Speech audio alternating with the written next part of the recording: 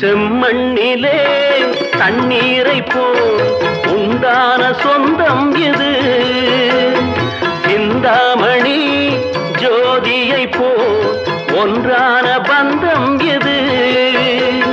தங்கை அல்ல